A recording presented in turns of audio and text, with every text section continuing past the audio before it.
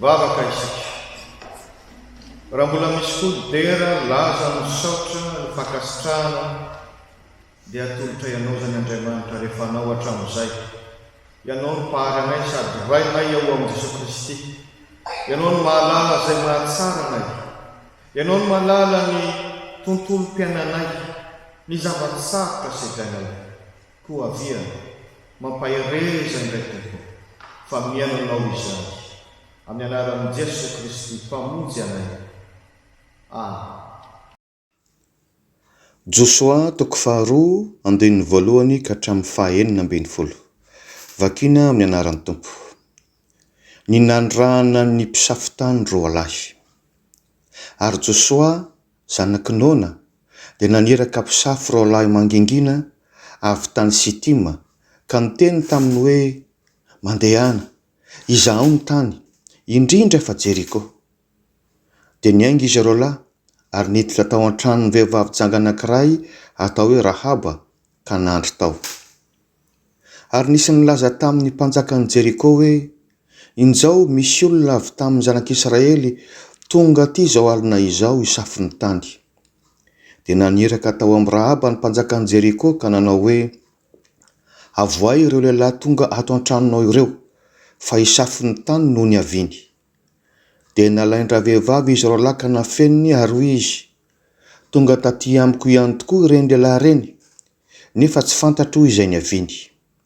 Ary efa maizina ny andro ka hoidina ny vavahady dia lasa nivoaka izy, ka tsy fantatro indray izay nalehany. Enjeo faingana izy fa ho tratranareo. Kanjo efa nampiakarin'ny rahavehivavy any an-tampon-trano izy ka nafeniny ao amin'ny tahony rongony izay efa nalahany teo amin'ny tampon-trano. Ary ireo olona dia nanenjika azy tany amin'ny lalana mankany Jordana hatrany amin'ny fitana. Ary efa lasa nivoaka izay nanenjika azy dia niodidina ny vavahady.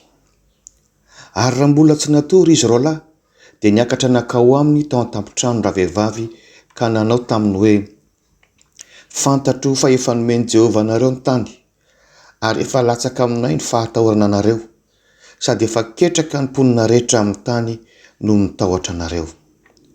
Fa efa renay ny nanamaina ny Jehovah ny ranomasina mena teo anoloanareo tamin'ny voahanareo avy tany Egypta, sy izay nataonareo tamin'ny mpanjaka roa tamin'ny Amorita izay tany andafin'ny Jordana, dia Sihona sy Oga izay novonoanareo.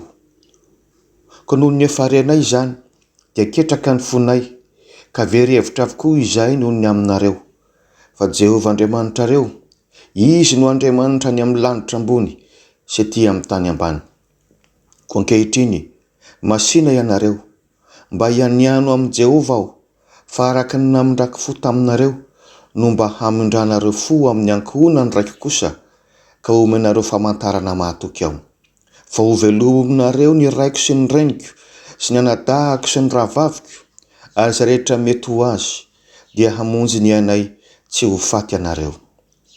Dia hoy izy roalahy taminy, ny ainay no ho faty isolanareo raha tsy ho lazainareo izao raharahana izao. Ary raha omeny Jehovah anay ny tany dia hamindra fo sy hanao izay marina aminao izahay. Dia nampidina azy tamin'ny mahazaka avy teo amin'ny varavarakely izy, fa teo amin'ny manda ny tanàna ny tranony, ary teo amin'ny manda no ny toerany.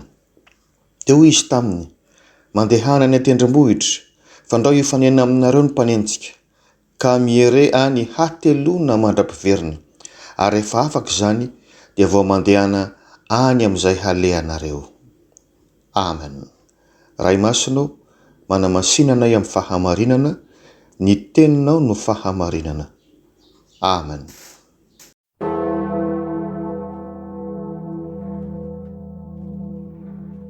Arak'izany andrevany, ny tenin'Andriamanitra izay voarakitra ao amin'ny bokin'i Josoa, Josoa toko 2:1 ka hatramin'ny 9:10 no ampahereza amin'ny tompo anao indray anio.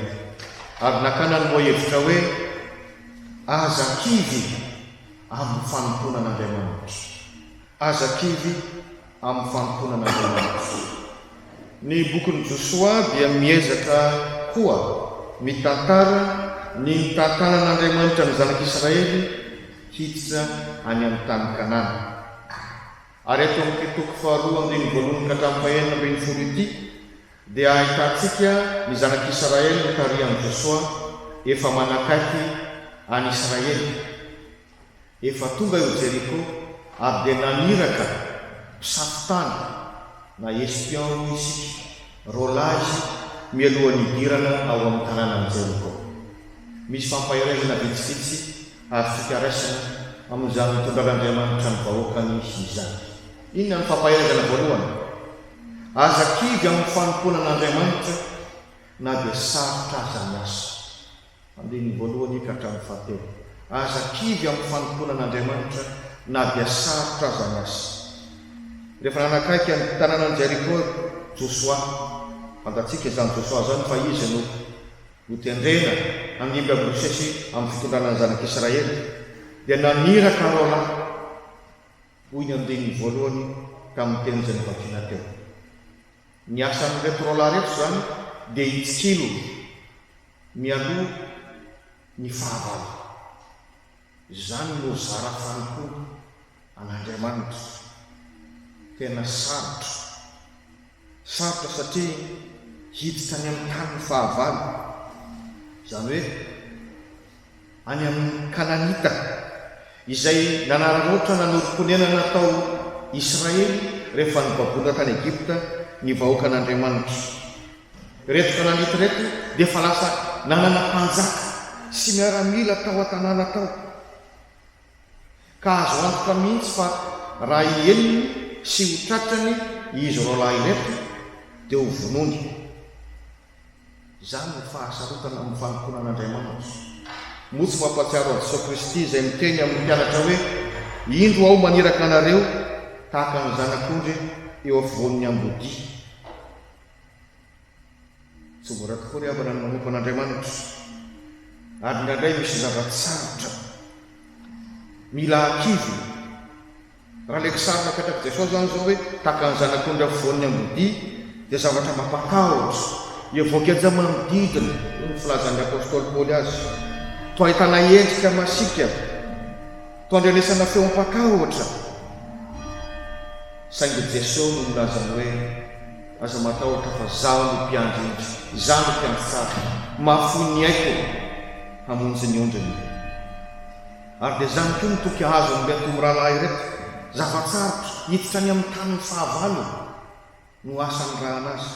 Fa nandrosy any izy noho ny finoany an'Andriamanitra, noho ny fahatsapany fa zay no zary fanompoana, ka Andriamanitra le maniraka ny mihevitra ny momba azy. Eo hitantsika amin'ny tantara fa raha narovan'Andriamanitra izy mirahalahy ary vitany ny zara fanompoana. Inona no afatra? Tsy laoza ny zava manahirana ny fivavahana amin'Andriamanitra rehetra, ny fanarahana amin'Andriamanitra. Na dia manoloana ny prayantonana ao an-tranonao fotsiny aza, raha vao misy tsy mivavaka ao dia manao izay andasalatsa anao io, manao teny maneso anao io. Tsy laozany zava manahirana ny fanompoana an'Andriamanitra, ary tsy mora natao ny miara-manompo. Fa zao ny fahamarinana, mazana ao anatin'ireny zava-tsarotra ireny no tena ahitantsika ny herin'Andriamanitra sy ny famonjena, tahaka an'izay nataony tamin'izy mirahalahy.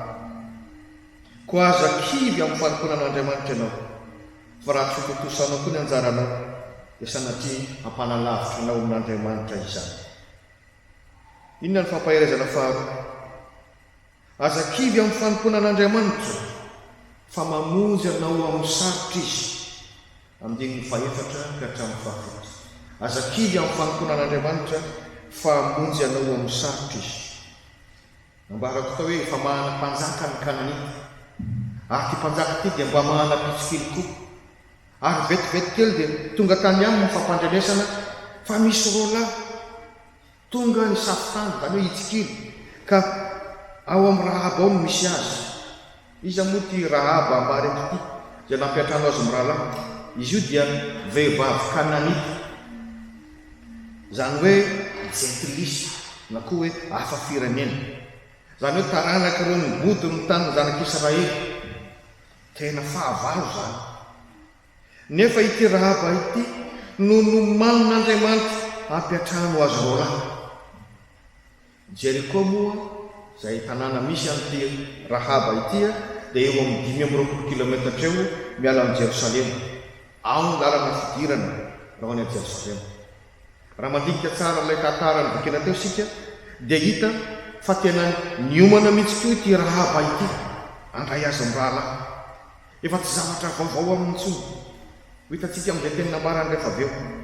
Ary efa tonga ny miaramila nitady azy roalahy dia nanafina azy roalahy izy. Volaza amin'ny 5 hoe nafenony tany an-tapotrano. Tsy mba atao an-tsana izy rahalahy mihitsy izany hoe ity ny olona anafina azy ary manao izany fihetsika mahate-hidery izany. Niekena izy amin'ny rahalahy izany satria fantany fa planin'Andriamanitra, fantany fa avy amin'Andriamanitra ary tena vonjy azy ka tsy tratra ny miaramila ny mpanjaka ny Jeriko izy. Navita tsara ny asany ary tafaverina tany amin'ny Josoa ihany koa izay naneraka azy. Mazava ny afaka avy amin'izany zavana. Rehefa manompo an'Andriamanitra isika misy foana ny mahakivy, na mety misy koa ny manakivy ary na dia manara-bian'Andriamanitra fotsiny azy. Fa tahaka azy amin'ny rahalahy matokia an'Andriamanitra apetrao ambavaka aminy ny fiainam-panomponao fa izy mampahery anao. Misy foana ny fahasarotana rehefa manompo an'Andriamanitra ianao fa aza miempoka ary aza mandeha amin'ny fahazarana fotsiny.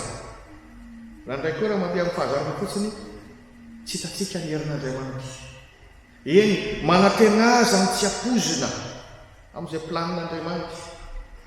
Izy amin'ny rahalahy rehetra tsy nanam-po mihitsy hoe ity Rahaba ity mampiatrano azy, ity Rahaba ity no hanao zavatra mba hahatonga azy tsy ho tratra ny miaramila ny mpanjaka amin'ny Jeriko. Mahay mampiasa olon'Andriamanitra hanampiana antsika sy hamonjenantsika rehefa tena matoky azy isika. Inona ny fampaherezana fahatelo? Aza kivy amin'ny fanomponan'Andriamanitra fa hainy ny manova ny fon'ny olona. Amin'ny 9 ka hatramin'ny 17. Aza kivy amin'ny fanomponan'Andriamanitra fa hainy ny manova ny fon'ny olona. Eto amin'ity amin'ny 9 ka hatramin'ny 17 ity tokoa vao mazava amintsika ny antony hoe fa naninona no manao zao fihetsika mahate-hidery zao ity Rahaba ity na dia kananita azy. Eto amin'ny 9 ka hatramin'ny 17 dia tahaka manao fanekemponona mihitsy izy hoe tena marina Andriamanitra, tena mpamonjy Andriamanitra ary mila an'izany famonjena izany. Ho mantsy izy fantako izy fa efa nomeny Jehovah Andriamanitra anareo ny tany. Fantany ny planin'Andriamanitra ho an'ny vahoaka. Efa herinay na nokafany ranomasina mena nandehananareo. Izany hoe herinay ny herin'i Jehovah Andriamanitra. Herinay ny nandresenareo mpanjaka ny Amorita anankiroa. Dia niaiky ity Rahaba ity hoe tena Andriamanitra Jehovah Andriamanitra reo. Ary mba hanehoany finoany hoe mila famonjena koa izy. Amin'ny 14 sy 17 dia mangataka izy hoe ka mba hangatao aminy ary hoe mantsy azo amin'ny rahalahy. Aoka izay mba ho vonjena izaho sy ny ankonako. Fa nambara teo hoe ity Rahaba ity nge ka kananita hafa firenena izany fa tsy jiosy. Ary ao amin'ny ten'Andriamanitra dia mbola azo mpizangajanga. Izay moa ny fomba filazana azy fa ny tena marina mpivary tena. Nefa dia niova ny fomba miombona amin'ny planin'Andriamanitra lasa mitady an'Andriamanitra. Iza no mieritreritra fa olona toy izany no resy lahatra ny amin'Andriamanitra, hanaraka an'Andriamanitra izay nivavahan'i Israely dia Jehovah Andriamanitra. Iova fo mivavaka amin'Andriamanitra. Mazava ny afatra amin'izany riavana. Tsy miova Andriamanitra, tsy mizatavan'olona Andriamanitra, na jiosy ianao na jentilisa, na tanàna kampivavaka ianao na tsy, na voelikeliko ny fiarahamonina tahaka an'ity vehivavy teny ity azy ianao. Rehefa miaka ny fahatsaran'Andriamanitra ianao, mandray an'i Jesosy Kristy ho tompo sy mpamonjy anao, ho vonjena ary hitanao ny voninahitr'Andriamanitra. Ny afatra manaraka dia izao, tsy miasa irery ianao rehefa manompo an'Andriamanitra. Tena miara-miasa aminao Andriamanitra, manampy sy manamora ny fanomponao izy, na dia sarotra aza ny fanompona araka ny nambara tetsy aloha. Ny anjarantsika dia ny manambara ihany, fa ny mandresy lahatra olona, manova ny fon'ny olona tahaka nanaovana tamin'ity vehivavy Rahaba voalaza fa tsy entiny misy ary varotra an'ity dia anjara n'Andriamanitra zany aroka tsy adinitsika izany tsy isika mihitsy no mandasa lahatra olona fa Andriamanitra no mamanga mianoko, Andriamanitra no mampaherezana fa efatra sady farany. Aza kivy amin'ny fanomponan'Andriamanitra fa hisy vokany foana izany rehefa atao amin'ny finoana. Andeha ny faefatra ambin'ny folo ka hatramin'ny fahenina ambin'ny folo. Aza kivy amin'ny fanomponan'Andriamanitra fa hisy vokany foana izany rehefa atao amin'ny finoana. Izy roalahy mpisafotany reto nanaiky ny nanafenany Rahaba azy satria ninony fa izay ny planina avy amin'Andriamanitra. Inona ny vokany? Hitantsika ary amin'ny andininy fahatelo amby roapolo sy faefatra amby roapolo. Afa-doza izy amin'ny rahalahy, napotosan'ny anjara fanompony an'Andriamanitra izy amin'ny rahalahy. Nahita an'izany hoe Andriamanitra manatrika, mahita ny voninahitr'Andriamanitra amin'ny fiainany ary irian'Andriamanitra ho anao koa izany. Ary andikana amin'ny takaritsika ary amin'ny toko fahenina amin'ny bokin'i Josua dia voalaza fa Rava no mandan'i Jeriko nandresy ny zanak'Israely azo ny tanàna ary voavonjy koa Rahaba sy nankonany izay naniova nangataka n'izany famonjena izany. Tsotra ny afatra ny avana. Matoa Andriamanitra no manome zara fanomponanao. Ninninona ndraikitra ao amin'ny fiangonana misy tanjona ikendren'Andriamanitra anao. Tsy misy kisendrasendra izany. Misy vokatra efa nomanin'Andriamanitra ho anao. Ary tsy teny foana ny tenin'Andriamanitra milaza hoe miorena tsara aza miova mahefabe mandrakariva amin'ny asan'ny tompo satria fantatrareo fa tsy foana tsy akory ny fikerezana roainao amin'ny tompo. Ary ny tompo nanaovanao izany fa tsy olona. Ko aza kivy amin'ny fanomponan'Andriamanitra fa Andriamanitra tsy mba tsy marina nadiny ny asanareo sy ny fitiavana izay nasehonareo ho voninahitsy ny anarany. Hebreo toko fahenina andininy fahafolo. Raha kristianina isika ry havana dia miantso an'i Jesosy Kristy ho tompo ary tompo izy dia tokony ho mpanompo daholo isika rehetra. Aoka ianao atsiaro manana anjara mihitsy ao amin'ny fiangonana. Inona no andraikitra efa voafaritra ao amin'ny fiangonana? Inona no sampana sy fikambanana misy ao? Midira mandraisina andraikitra raha tena mpanaradian'i Kristy ianao ary aza mba kivy amin'ny fanomponan'Andriamanitra. Chers frères et sœurs, notre méditation pour cette semaine est tirée du livre de Josué, Josué chapitre 2, versets 1 à 16, dont le thème est « Ne vous découragez pas de servir Dieu ». Le livre de Josué nous relate comment Dieu a conduit son peuple dans la terre promise. Et ici, au chapitre 2, versets 1 à 16, nous avons vu que Josué a envoyé 2 espions à Jéricho. Nous pouvons voir quelques réconforts à travers cette histoire. Le premier réconfort que le Seigneur nous dit est, premièrement, ne vous découragez pas de servir Dieu malgré les difficultés. Versets 1 à 3. Nous savons que Josué est le successeur de Moïse pour conduire le peuple d'Israël à la terre promise. Et quand il s'est approché de Jéricho, une ville qui se trouve à 25 km environ de Jérusalem, il a envoyé 2 espions d'après le verset 1. Leur tâche est difficile car ils vont pénétrer dans un territoire d'ennemis, c'est-à-dire chez les Cananéens qui ont profité de l'absence du peuple d'Israël en Égypte pour habiter leur terre. Leur mission est difficile car les Cananéens ont déjà leur roi et leurs soldats. Les 2 espions seront sûrement tués quand les soldats les auront capturés. C'est pourquoi je vous dis, leur tâche est difficile. Et cela nous rappelle le propos de Jésus, « Je vous envoie comme des agneaux au milieu des loups ». Nous pouvons donc imaginer combien notre mission de servir Dieu est difficile. Certes, les 2 envoyés ne se sont jamais découragés. Ils sont toujours allés de l'avant, car leur foi en un Dieu tout-puissant les a tenus bons. Quelles sont les leçons à tirer? Il faut dire que suivre Jésus-Christ n'est pas chose facile de nos jours. Beaucoup se moquent de la foi en Dieu. Beaucoup vont toujours essayer de nous humilier et de nous décourager. Il va sans dire que lorsque nous servons Dieu, nous rencontrons parfois des difficultés. Mais souvent, le Seigneur manifestera sa puissance et son amour à travers nos difficultés. Et le peuple d'Israël, ainsi que tous les bons serviteurs de Dieu, en sont témoins. Dieu veut bien le faire pour vous aussi. Alors, ne vous découragez pas de servir Dieu malgré les difficultés.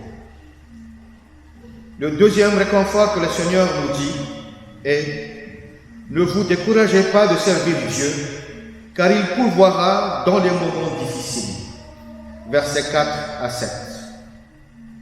La situation est devenue compliquée, car le roi de Jéricho a aussi ses propres espions. Et il a aussi été très vite averti de la présence des 2 espions envoyés par Josué dans la maison de Rahab. Du coup, il a envoyé des soldats pour les capturer. Mais qui est vraiment cette dame qui les a accueillis?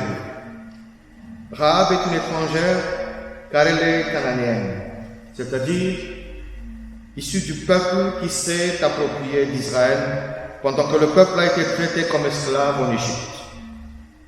Alors que Rahab a été préparé par Dieu pour accueillir les 2 espions, vu que sa maison se trouve à la périphérie de la ville.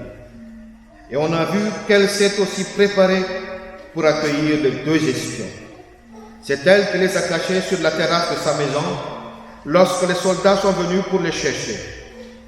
C'est elle qui les a sauvés. Alors, les 2 espions ont pu retourner chez Josué sains et saufs. Quelles sont les leçons à tirer? Nous pouvons rencontrer des problèmes ou des difficultés lorsque nous servons Dieu. Mais lorsque nous avons la foi et la confiance en Dieu, comme ces 2 envoyés, Dieu pourvoira toujours une issue favorable. Il pourvoira toujours une solution parfois inattendue. Ne vous inquiétez pas, le Seigneur ne vous laissera pas tout seul dans les moments difficiles. Alors, ne vous découragez pas de servir Dieu. 3e réconfort. Ne vous découragez pas de servir Dieu, car c'est lui qui transforme le cœur des gens. Versets 8 à 13. Justement, le verset 8 à 13 nous aide à comprendre les faits et gestes de Rahab, car c'est dans ces versets qu'elle a confessé sa foi en Dieu, le Dieu d'Israël. Elle a en effet dit: « Je sais que le Seigneur vous a donné ce pays. Vous nous inspirez une si grande terreur. Nous avons appris que le Seigneur a asséché la mer Rouge pour vous permettre de la traverser. Nous avons appris aussi que vous avez tué les 2 rois amorites. Le Seigneur, votre Dieu, est Dieu en haut dans le ciel et ici-bas sur la terre. » Quelle confession de foi! Et pour confirmer sa foi en ce Dieu qui sauve, Rahab a demandé, au verset 12 et 13, de laisser la vie sauve à elle et à sa famille en contrepartie. Qui aurait cru que Dieu va utiliser une prostituée étrangère pour sauver les 2 envoyés et le peuple d'Israël? Cette surprise nous démontre encore une fois que c'est le Seigneur qui sonde le cœur, celui qui transforme les hommes. Quelles sont les leçons? La conversion de Rahab nous prouve encore une fois que Dieu reste le même pour tous. Que vous soyez juifs ou païens, exclus de la société comme Rahab ou pas, dès que vous reconnaissez l'amour de Dieu et vous prenez Jésus-Christ comme votre sauveur personnel, vous êtes sauvés. Dieu vient avec nous quand nous le servons avec foi et humilité. Notre part, c'est d'annoncer la bonne nouvelle, mais celle de convaincre et de transformer les gens, c'est la part de Dieu.